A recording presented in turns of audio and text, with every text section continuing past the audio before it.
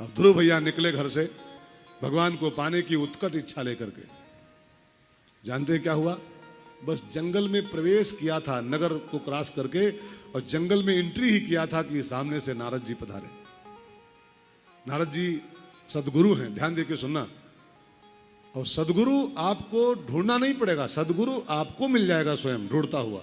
बस शर्त क्या है कि आपके अंदर परमात्मा को पाने की उत्कट इच्छा होनी चाहिए। भगवान को पाने की उत्कट माने प्रबल इच्छा लेके आप आगे बढ़ो तो आपको भगवान को पाने का रास्ता दिखाने के लिए सदगुरु का रूप बना के स्वयं भगवान पहुंच जाते हैं। गुरु को खोजना नहीं पड़ता है, गुरु आपको ही मिल जाएगा अपने आप। कई लोग मुझे मिलते हैं, महाराज जी गुरु ढूंढ रहा हूं, 5 साल से गुरु ढूंढ रहा हूं, अच्छा गुरु नहीं मिल रहा है कोई है? आप ढूंढ पाओगे गुरु? अब ढूंढोगे गुरु घंटाल, गुरु आप नहीं ढूंढ सकते हो। आप तो बस निकलो, कदम बढ़ाओ ईश्वर की ओर। तो ईश्वर ही गुरु साक्षात पर ब्रह्म, परमात्मा ही गुरु बन के आपको रास्ता दिखाने के लिए सामने आ जाएगा। नारद जी ध्रुव के सामने आए। ध्रुव ने देवर्षि नारद को साष्टांग प्रणाम किया। नारद जी ने ध्रुव के माथे पर हाथ रखा और पूछा, बेटा तुम्हारी 5 साल की अवस्था है, कहां जा रहे हो जंगल की ओर? बियाबान जंगल कहां जा रहे हो, किथे? तो ध्रुव ने कहा, प्रभु जी गुरुदेव संसार ने ठोकर मारा है तो ठाकुर जी को पाने जा रहा हूं। एक बात कहूं ना, इस वाक्य को जरा ध्यान देकर सुनिएगा। संसार ठोकर मारे और आप उस ठोकर से रो ना, ठाकुर की ओर चल पड़ो, तो ठोकर भी वरदान होती। वो ठोकर फिर अभिशाप नहीं है, वो पुण्य का फल होती, पुण्य का फल। हमारा आपका क्या हाल है? ठोकर लगती तो हम लोग नास्तिक हो लेते हैं। जब कोई चोट लगती है, कुछ नुकसान हो जाता है, तो हम भक्त होने के बजाय नास्तिक हो जाते हैं। कह रहे हम मंदिर जाते थे, मेरी दुकान नहीं चल रही है, हम इतने साल मंदिर गए, हमारा पोता नहीं हो रहा है, अब आज के बाद मंदिर नहीं जाएंगे।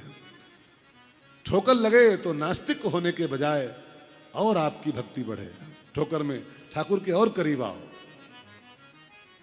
तब जानना कि आपको वो ठोकर नहीं थी, वो वरदान था आपके जीवन में। ध्रुव भैया क्या कह रहा है? संसार ने लात मारी है ना, संसार ने ठोकर मारी है, और ठाकुर को पाने जा रहा हूं, ठाकुर की ओर जा रहा हूं। विभीषण को लात मारी रावण ने, विभीषण कहां गया? रोया नहीं। न कोर्ट गया हो कि हमारे भाई ने हमको मारा है, इसके ऊपर मैं केस करूंगा। हाँ, कोर्ट नहीं गया, न हाय किया। वो ठाकुर, ठोकर लगी रावण की और ठाकुर की ओर चल पड़ा। देखी हूं जाए चरण जल जाता, अरुण मृदुल सेवक सुखदाता, जे पद परस तरी रिसनारी, दंड कानन पावनकारी। उन चरणों में जाऊंगा मैं सीधे। ठोकर लगे और ठाकुर की ओर चल पड़ो। ध्रुव ने कहा, संसार ने ठुकराया है तो ठाकुर की गोदी में बैठने जा रहा हूं, और घर से निकला हूं कसम खा के गुरुदेव कि भगवान की गोदी में बैठ के आऊंगा। तो नारद जी को लगा कि ये बालक जा तो रहा है ईश्वर को पाने के भाव से, इसका प्रण भी बहुत कड़क है कि भगवान को पाना चाहता है, बट ये विदाउट गुरु जा रहा है,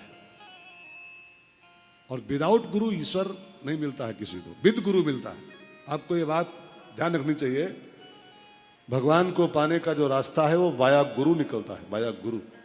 सरदारों के यहाँ सिख धर्म में जो उनका स्थान बनता है, जो धार्मिक स्थान, उसका नाम क्या है? गुरुद्वारा। गुरुद्वारा माने क्या होता है? भगवान को पाने का जो द्वार है वो गुरु ही है। जब तक आप गुरु रूपी द्वार से नहीं गुजरोगे, गुरुद्वारे से, तब तक आपको ईश्वर की प्राप्ति सुलभ नहीं होगी। गुरु वास्तव में द्वार है। सिख धर्म गुरु पर ही पूरा टिक गया। अब सिखों के यहां जगह गुरु ग्रंथ साहिब, वाहे गुरु, गुरुद्वारा, सब गुरु पर ही टिका हो धर्म पूरा है। तो किसी सिख ने, जो महापुरुष था, उसने उत्तर दिया, अगर गुरु ठीक से कृपा कर दे, गुरु ठीक से में मिल जाए तो भगवान तो आगे पीछे घूमता है ना। सिख धर्म में पूरी महिमा गुरु की गाई गई है, पूरी महिमा गुरु की। गुरु ठीक से कृपा कर दे तो भगवान तो फिर क्या कहना, वो तो आपकी जेब में आ जाएगा, आपकी मुट्ठी में आ जाएगा। राम दुआरे तुम रखवारे, हो त न आज्ञा बिनु पैसारे। जब तक गुरु कृपा ना हो तब तक राम कहाँ मिलने वाले हैं। तो नारद जी को लगा कि जा तो रहा है ईश्वर को पाने, बट बिना गुरु के जा रहा है, और बिना गुरु ईश्वर नहीं मिलने वाला। तो ऐसा करता हूं, मैं ही इसका गुरु बन लेता हूं। और भगवान को पाना चाहता है तो बेचारा पा ही जाए, फिर मैं गुरु बन लेता हूं इसका। अच्छा चेला मिल गया है तो गुरु बन लूं इसका मैं। अच्छा चेला मिलना भी बड़ा भाग्य होता है भाई बहनों। एक बात ध्यान देकर सुनिएगा, शिष्य को अच्छा गुरु मिल जाए ये शिष्य का भाग्य है, लेकिन गुरु को अच्छा शिष्य मिल जाए ये गुरु का भाग्य होता है।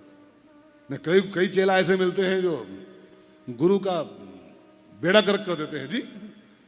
अभी देखो वो, अब नाम नहीं लूंगा मैं, प्रयागराज के महात्मा जी, हाँ, चेलों ने उनको मारा, उनका लुटिया डुबा दिया उनके। तो अच्छे चेला मिलना भी बड़ा भाग्य होता है। अच्छा गुरु मिलना तो भाग्य है ही है।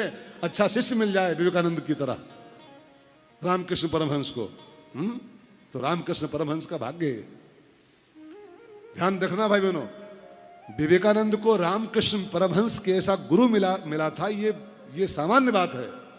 लेकिन रामकृष्ण परमहंस को विवेकानंद के ऐसा शिष्य मिल गया था, ये उनका सद्भाग्य था। तो नारद जी को लगा बढ़िया चेला मिल रहा है तो देर काहे करूं, मैं इसका गुरु बन लेता हूं। और नारद जी ने ध्रुव को दीक्षा दे दिया, और दीक्षा में उसको मंत्र दिया, ओम नमो भगवते वासुदेवाय, और आज्ञा दी बेटा वृंदावन जाओ, इसी मंत्र का जाप करो, तुम्हें ईश्वर की प्राप्ति अति शीघ्र होगी। और नारद जी से उसको दीक्षा